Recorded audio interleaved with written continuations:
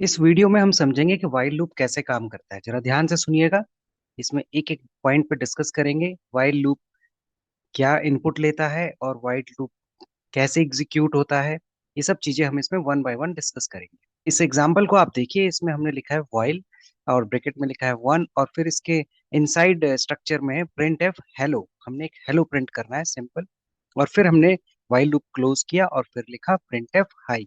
अब आप ध्यान से देखिए इसको, इसका आउटपुट क्या आना चाहिए। इसका आउटपुट हम देखते हैं, हेलो हेलो हेलो का एक सीक्वेंस कंटिन्यूअस प्रिंट होता रहेगा। और साथ ही साथ ध्यान देने वाली बात यह है कि इसमें हाई कभी नहीं प्रिंट होगा। हम इसका रीजन आगे जानेंगे कि आखिर ऐसा क्यों होता है। पहले आप देख लीजिए कि व्हाइल लूप क्या कर रहा है।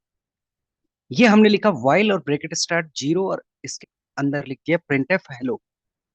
अगेन हम चेक करेंगे कि क्या आउटपुट आना चाहिए। तो हम देखते हैं कि it will never print hello.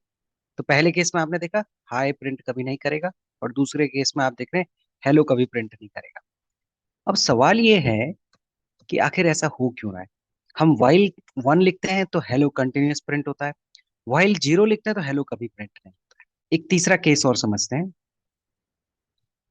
इस केस में हमने एक वेरिएबल डिक्लेयर किया है आई, और उसको वैल्यू असाइन की है जीरो, और फिर आई की वैल्यू को कंपेयर किया है फाइव के साथ, और फिर मैसेज प्रिंट किया हेलो, और आई में एक इंक्रीमेंट दिया।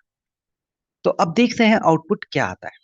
आउटपुट चेक किया जाएगा और आउटपुट हम हमें देखने को मिलेगा कि it will print hello five times. ठीक है, तो हाउ डज इट वर्क, ये काम कैसे करता है ये समझना बहुत जरूरी है। आप देख सकते हैं स्क्रीन में मैंने लिखा है व्हाइल ब्रैकेट और अंदर लिखा है कंडीशन। तो हमेशा ध्यान देना है कि व्हाइल के जो ब्रैकेट्स होते हैं, स्मॉल ब्रैकेट, उसमें कंडीशन लिखी जाती है। ये कंडीशन ट्रू या फॉल्स हो सकती है। मतलब कहने का ये है कि व्हाइल के इनसाइड जो कंडीशन है उसका या तो आउटकम जीरो आएगा या तो वन आएगा, और व्हाइल इसी आउटकम का इंतजार करता है। अगर वन आता है तो व्हाइल लूप के अंदर जो हमने लिखे हैं स्टेटमेंट्स, उसके जो ब्रैकेट स्टार्ट होता है जो उसका स्कोप का, और जब क्लोज होता है तो उसके अंदर जितने स्टेटमेंट्स हम लिखते हैं, जैसे हमने वहां लिखा था प्रिंट एफ हेलो, तो वो सारे स्टेटमेंट एग्जीक्यूट होंगे। बट ये कंडीशन पर निर्भर करता है कि कंडीशन क्या है। अगर कंडीशन का आउटकम वन है तो सारे एग्जीक्यूट होंगे। कंडीशन का आउटकम अगर जीरो है यानी फॉल्स है, तो व्हाइल लूप के इनसाइड प्रोग्राम नहीं जाएगा, व्हाइल लूप के अंदर कोई भी स्टेटमेंट एग्जीक्यूट नहीं होगा। व्हाइल लूप हमेशा कंडीशनल स्टेटमेंट के रिजल्ट का वेट करता है। इसको थोड़ा और डिटेल में समझते हैं। आप स्क्रीन में देख सकते हैं व्हाइल, और उसमें एक ब्रैकेट स्टार्ट हुआ कंडीशन, व्हाइल का स्कोप स्टार्ट हुआ स्टेटमेंट्स, देन स्कोप क्लोज हुआ। व्हाइल कंडीशन को चेक करेगा, कंडीशन का रिजल्ट ट्रू या फॉल्स होगा। If condition is true while loop works, else it will not. Condition अगर ट्रू है तो व्हाइल लूप अपने अंदर जितने भी स्टेटमेंट्स हैं उनको एग्जीक्यूट करेगा, अदरवाइज नहीं करेगा। इस तरीके से आप व्हाइल लूप को समझ सकते हैं। तो कीवर्ड है व्हाइल, और आप स्ट्रक्चर समझ लीजिए। तो यहाँ पर देखिए कीवर्ड है व्हाइल, और जब आप व्हाइल लूप बनाएंगे और उसके आगे आप एक कंडीशन लिखेंगे, कहने का मतलब आप वो स्टेटमेंट लिखेंगे जिनके आउटकम जीरो या वन हो। और यहाँ पर इस ब्रैकेट के साथ व्हाइल लूप स्टार्ट होगा और इस ब्रैकेट पे व्हाइल लूप क्लोज होगा। इसके अंदर आप कितने भी स्टेटमेंट्स लिख सकते हैं जो आप व्हाइल लूप के अंदर रन कराना चाहते हैं। ठीक है, आइए उन एक एग्जांपल को आप वन बाय वन समझते हैं। जैसे यहाँ पर लिखा है while one printf hello printf high. तो आप यहाँ देखिए व्हाइल वन स्टार्ट हुआ, ठीक है, और हेलो को प्रिंट करेगा वो। कंडीशन का आउटकम, यहाँ पर कोई कंडीशन है ही नहीं तो आउटकम क्या होगा।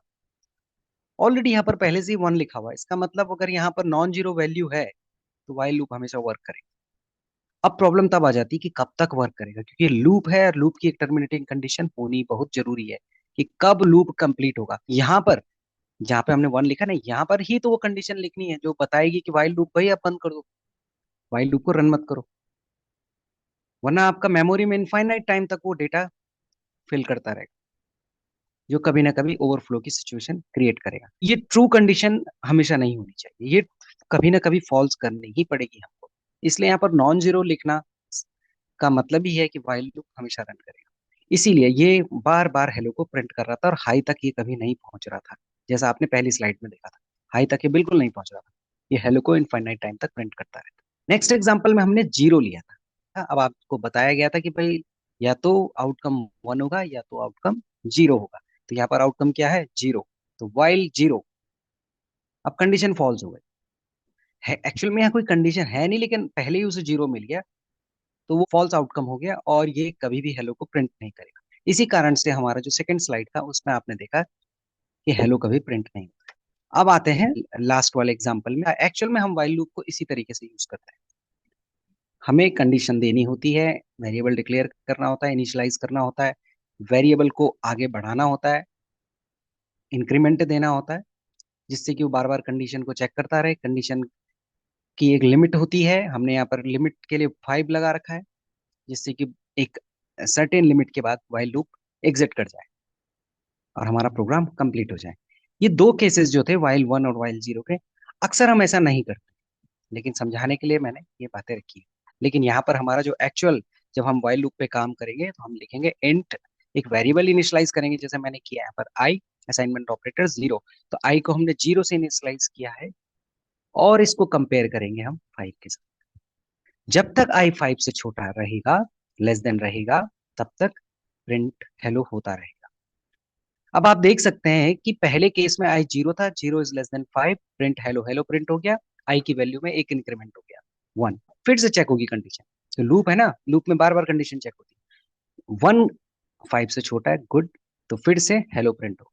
2 5 से छोटा है, हेलो प्रिंट होगा। 3 5 से छोटा, हेलो प्रिंट होगा। 4 5 से छोटा, हेलो प्रिंट होगा।